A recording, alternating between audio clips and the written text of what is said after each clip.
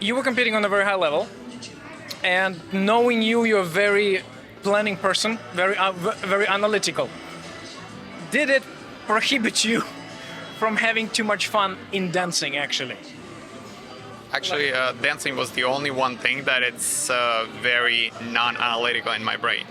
Okay. When I dance, I never actually think, because it's the only actually one thing that I enjoy doing without thinking. I completely 100% agree with you. I analyze everything in my life, everything, but dancing. Okay, so how did you get this? Because for the last months I'm asking for subject of artistry, right? So dancing is art. Like, what's for you in this case art?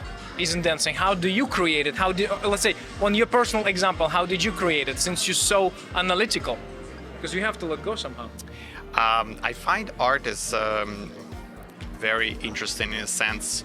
It's a kind of mixture for me personally. I think it's a mixture of understanding. Yeah.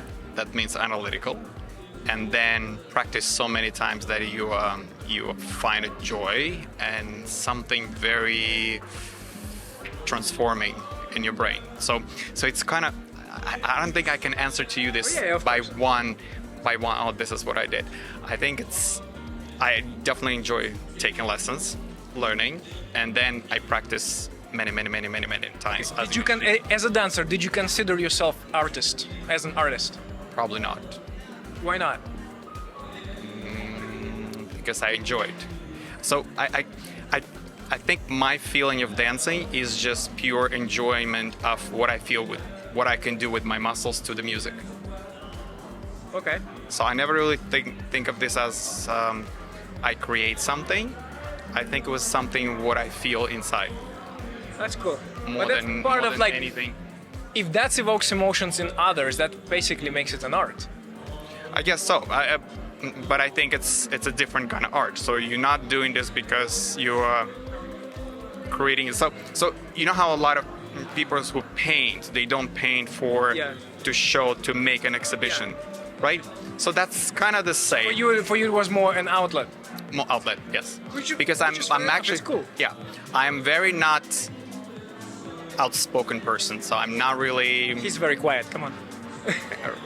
Very true. So in a sense, I'm very much introvert in that sense.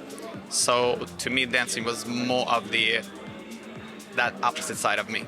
Can I ask you this then? Okay, so since you were dancing very nicely and I saw it, your schedule of practices, because obviously now people have 2 or 3 practices a day. When you were practicing, what was your regimen? Like, when did you wake up? When did you practice? When did you work? So my practicing was always scheduled. So I would teach 9 o'clock.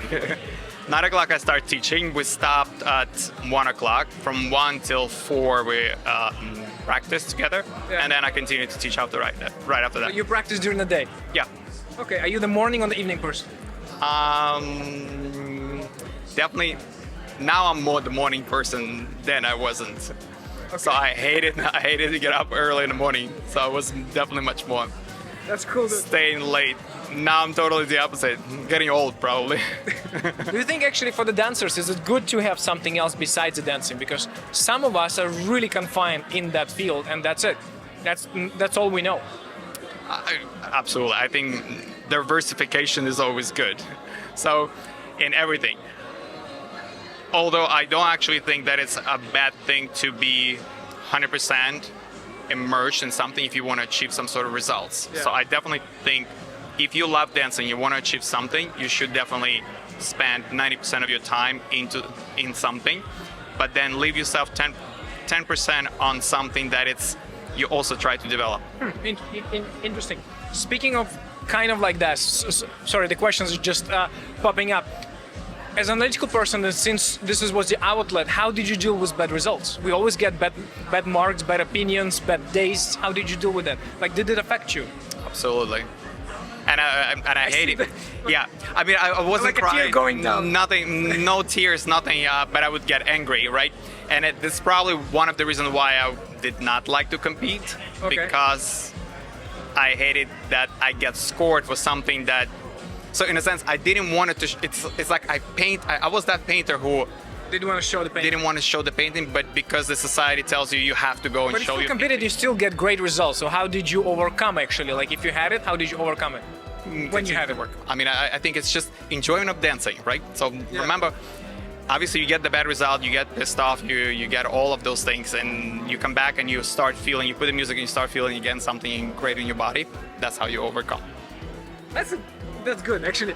Thanks so much, my man. I think you have to go judge. We're gonna let him go, guys. Thank you. Thank you.